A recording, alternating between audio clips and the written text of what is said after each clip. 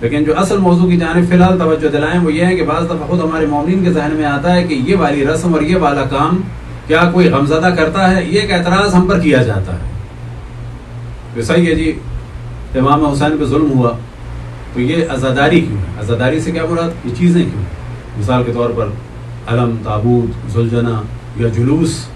اور پھر اس پہ بعض دفعہ اپنے بھی بعض افراد کہہ دیتے ہیں کہ بعض کام ایسے ہیں کہ کسی کا اگر باپ مرتا ہے تو نہیں کرتے. تو اگر اس کو معیار قرار دے دیا جائے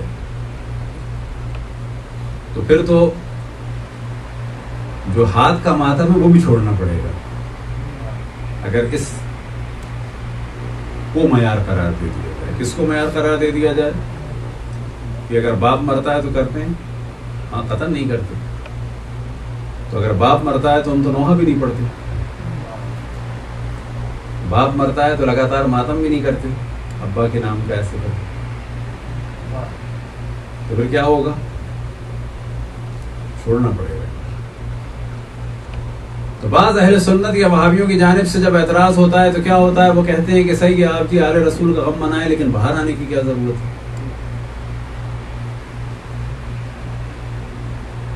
اب باہر آنے پر بریکٹ میں گفتگو کر دے، کہا جاتا ہے کہ جی اس سے امن و امان خراب ہوتا ہے. تو جس امن و امان کی آپ بات کر رہے ہیں وہ تو مسجدوں میں بھی دھماکے کیے.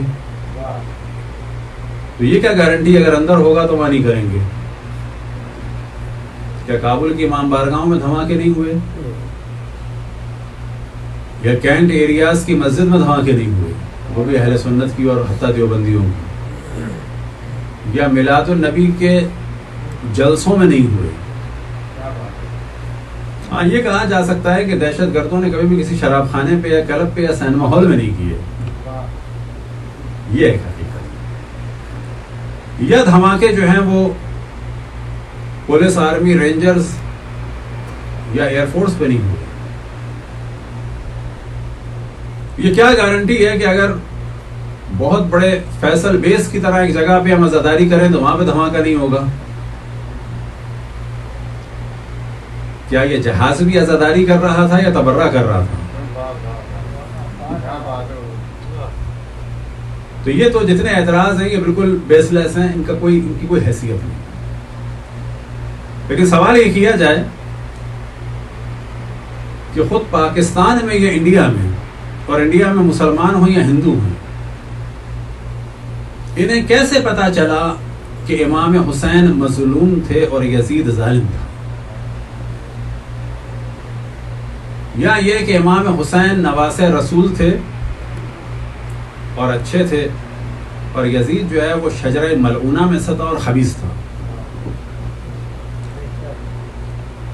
یہ کیسے ہوا کہ لوگ یزیدیت کے بعد مرد آباد کا نعرہ لگاتے ہیں اور حسینیت کے بعد زندہ باد کا نعرہ لگاتے ہیں؟ یہ کیسے ہوا کہ لوگ حق کی راہ کو حسینیت کہتے ہیں اور باطل کی راہ کو یزیدیت کہتے ہیں؟ یہ کیسے ہوا کہ ہندوؤں کے دل بقول ان کے حسین بابا کے لیے نرم ہیں اور یزید خبیث شیطان پلید کے لیے جو ہے سخت ہیں، حتیٰ ہندوؤں کے؟ تو یہ نتیجہ ہے اس دوسری چیز کا. دوسری چیز کیا ہے؟ کہ عزاداری میں ایک چیز ہے فطری طور پہ حزن و ملال، اور ایک چیز ہے غم امام حسین کو پروموٹ کرنا. بس جتنی بھی عزائے امام حسین علیہ السلام کی رسوم ہیں انہیں کبھی بھی اس غم کے عنوان سے اینالائز کرنے کی کوشش نہ کریں، بلکہ اس کو ذہن میں رکھیں کہ علماء مراجع نے جو اس کی اجازت دی ہے اور ائمہ نے جو اس کی فضیلت بیان کی ہے وہ اس وجہ سے بیان کی ہے کہ ایک چیز ہے حزن و ملال فطری اور دوسری چیز ہے امام حسین کے غم کو اجاگر کرنا اور پروموٹ کرنا. اور اس پروموٹ کرنے کے درمیان جو اصل ہدف ہے وہ یہ ہے کہ لوگوں کو آشنا کرانا کہ رسول اور آل رسول کے ساتھ کیا ہو. اگر یہ دونوں چیزوں کو اس طرح ڈیوائیڈ کر کے دیکھیں گے تو آپ کو عزاداری کی رسوم میں جو مختلف چیزیں ہیں اس کی لاجک سمجھ میں آ جائے گی. جو میں ہمیشہ مثال دیتا ہوں کیونکہ اب روشن فکری کے نام پر اور ماڈرنزم کے نام پر اور بعض دفعہ اپنے آپ کو کچھ لوگ ماڈریٹ کہتے ہیں کہ جی ہم اعتدال والے ہیں، تو اس کے نام پر کیا ہے کام ہو رہا ہے کہ جی یہ چیزیں زیادہ ہو گئی ہیں. تو اس کو ضرورت ہے کہ ہم کلیئر کریں. مثال کے طور پر ایک مثال جو خود مجھے اچھی لگتی ہے اور اس کو میں بیان کرتا ہوں، اور پچھلے سال بھی اس مثال کو دیا تھا، اور ہدف یہ ہے کہ ان مثالوں کو یاد رکھے کلیئر کرنا چاہیے. وہ مثال ہے، مثال کے طور پہ کیا، حضرت علی اصغر علیہ السلام کے جھولے کی، چاہے وہ اتنا سا ہو، چاہے وہ اتنا ہو، چاہے وہ بہت بڑا ہو، چاہے وہ سونے کا ہو، چاندی کا ہو، لکڑی کا ہو، اس کے پیچھے اصل چیز کیا ہے کہ وہ سمبل کے طور پر ہے. اور اس کے ذریعے توجہ دلائی جاتی ہے رسول کے نواسے کے دودھ پیتے ہوئے بچے کو بھی قتل کر دیا گیا. اصل راز یہ ہے، یہ چیز ہے کہ اس کے ذریعے سے توجہ دلائی جا رہی ہے رسول کے نواسے کی مظلومیت کی جانب. اب لوگ سوال کرتے ہیں اس کا ذکر قرآن میں، اس کی ضرورت نہیں ہے قرآن میں ذکر. ہاں اگر کوئی یہ کہے کہ اس کا ذکر قرآن میں اور حدیث میں تو غلط ہو جائے گا، تو کہا جائے گا یہ بدعت ہو رہی ہے. لیکن ہم کبھی بھی نہیں کہتے اس کو. ہم کہتے ہیں کہ یہ اس چیز کے ذریعے سے ہم مظلومیت رسول و آل رسول کو بیان کر رہے ہیں. اب اس کی مثال دی جائے کہ نئی مثالوں سے لوگ زیادہ ان چیزوں کو سمجھتے ہیں. تو پہلی بات یہ کہ یہ جو کام ہیں جو ہمارے یہاں عزاداری میں ہم نے استعمال کیے، یہ ایک ماڈرن آرٹ کا حصہ ہے، اور یہ بہت ہی لاجیکل چیز ہے. اس میں کوئی ہمیں پریشان نہیں ہونا چاہیے، کلیئر کرنا چاہیے فقط، بجائے یہ کہ ہم احساس کمتری کا شکار ہوں. بعض لوگوں کو زیادہ پڑھا لکھا سمجھ کے اپنے آپ کو جاہل سمجھے، نہیں، ہم اس کو کلیئر کریں کہ اس کے پیچھے لاجک بھی ہے اور یہ ماڈرن آرٹ کا بھی حصہ ہے. اس کی مثال جو ایک میں دیتا ہوں عام طور پہ وہ کیا ہے کہ فلسطین میں ایک وہابی اور سلفیوں کے لیڈر تھے، وہ کہ پہلے بڑے شیعوں کے مخالف تھے، بعد میں وہ نرم بھی ہو گئے تھے، حتیٰ قم بھی آئے تھے اور ہم ان سے ملے بھی تھے. شیخ احمد یاسین، اور وہ ویل چیئر پہ ہوتے تھے، اپاہج تھے. انہیں اسرائیل نے راکٹ کے حملے سے مار دیا تھا. ہر سال ان کی برسی پر ویل چیئر اٹھائی جاتی ہے، اور ان کی جو برسی کے شہادت کے پروگرامز ہوتے ہیں اس میں بھی جو ہے وہ ہر سال کہیں نہ کہیں ویل چیئر کی تصویر آپ کو ضرور ملے گی، چاہے اس کو سرچ کریں. اب کہا جائے گا یہ ویل چیئر قرآن میں ہے، جھولا تو نہیں ہے. یہ ویل چیئر اس قسم کا کوئی حدیث ہے اصل سیاہ ستہ میں، وہاں بھی نہیں ہے. یہ تینوں خلفاء ایسی کوئی ویل چیئر اٹھاتے تھے؟ سب وہ بھی نہیں کرتے تھے. یہ جو فقہاء ہیں ان کا کسی کا فتویٰ ہے حنفی شافعی مالکی حنبل کا کہ مستحب ویل چیئر کا اٹھانا کسی کے موت میں، وہ بھی نہیں ہے. تو کہا جائے گا کہ ایک آدمی کہ جو چل بھی نہیں سکتا تھا اس کو ظالموں نے مار دیا، اس کی مظلومیت کو اجاگر کرنے کے لیے ویل چیئر.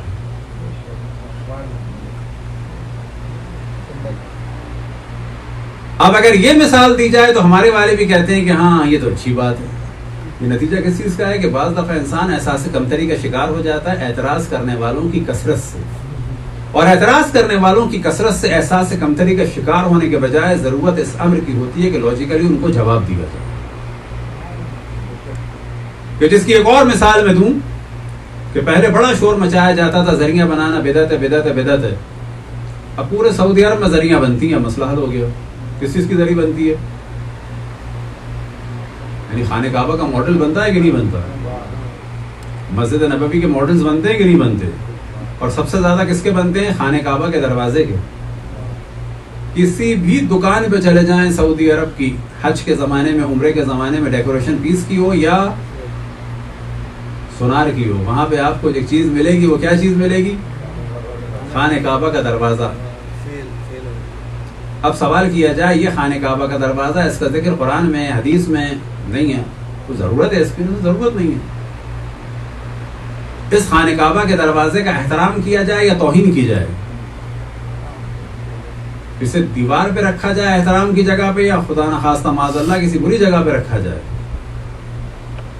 تو کیا اس کے لیے بھی کوئی عقل و شعور کی ضرورت ہے؟ پوچھنے کی ضرورت ہے؟ عقل کہتی ہے کہ نہیں، اس کو احترام کی جگہ پہ رکھا جائے، کیونکہ احترام کی چیز کی شبیہ ہے. سبحان اللہ. اگر اس طریقے سے چلیں گے تو مشکل حل ہو جائے گی. لیکن ہر چیز پر اگر اعتراض کے بعد ہم مائنس ہوتے چلے جائیں، مائنس کرتے چلے جائیں، تو پھر معاملہ حل نہیں ہوتا. لہذا بہت ساری چیزیں پہلی نگاہ میں عجیب لگتی ہیں، بہت ساری چیزیں عجیب لگتی ہیں، یاد رکھیں. اور بہت ساری چیزیں ایسی ہیں جن کو چھوڑ بھی نہیں سکتے ہیں، لیکن ان کا جو فرسٹ امپریشن ہے وہ بہت ہی نیگیٹو ہوتا ہے، اور اس نیگیٹو امپریشن کی وجہ سے ہم چھوڑ نہیں سکتے. ہمیں چاہیے اس کے اس نیگیٹو تصور کو ہم ختم کریں. مثلا ان میں سے کیا چیز ہے؟ خانہ کعبہ کے گرد طواف. ان میں سے خود ایک کیا چیز ہے؟ خانہ کعبہ کا ایک لقب. پوچھا جائے کہ خانہ کعبہ کیا ہے، کیا کہا جاتا ہے؟ بیت اللہ. یعنی معاذ اللہ معاذ اللہ معاذ اللہ معاذ اللہ، اللہ سبحانہ و تعالیٰ اس کے اندر ہے. شرک کا جملہ ہو جائے گا. تو یاد رکھیں کہ یہاں ہمیں کلیئر کرنے کی ضرورت ہے کہ بیت اللہ سے مراد یہ نہیں ہے کہ اللہ معاذ اللہ اس میں ہے، یہ اللہ کا گھر. اصل بیت اللہ کے معنی جو ہیں وہ اللہ کا گھر صحیح بھی ہے، لیکن یہ ذرا تفسیر کے ساتھ ہے. اللہ کے گھر سے مراد یہ نہیں ہے کہ اللہ سبحانہ و تعالیٰ اس میں رہتا ہے. یہاں پر بیت اللہ سے مراد ہے کہ یہ پہلا گھر یا پہلی بلڈنگ کہ جو اس زمین پر بنی اللہ کی عبادت کے لیے. یعنی اللہ کی بلڈنگ، اللہ کی عبادت کے لیے بلڈنگ. بیت اللہ یعنی وہ بیت کہ جو اللہ کے لیے بنا. اصل ترجمہ اس کا یہ ہے، نہیں ہے کہ اللہ کا گھر سے مراد یہ کہ اللہ اس میں رہتا ہے.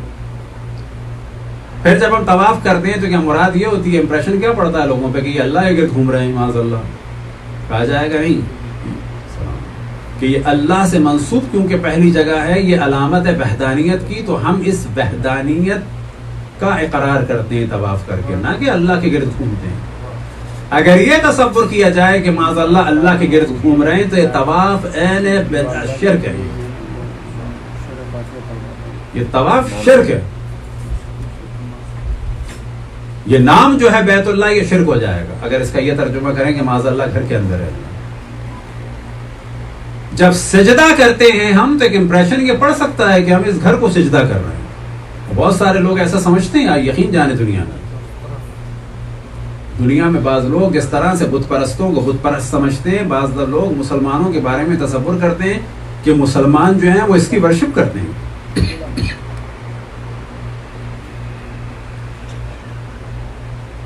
بلکہ خود ہم نے بعض دفعہ انڈیا میں ایک دو لوگوں سے پوچھا کہ آپ کے دوستوں سے بات ہوئی کہ بتوں کی پوجا وغیرہ کے بارے میں، تو خود اپنے بعض مسلمان بچوں نے ہی کہا کہ وہ جواب دیتے ہیں تم بھی تو اس کی کالے گھر کی پوجا کرتے ہو.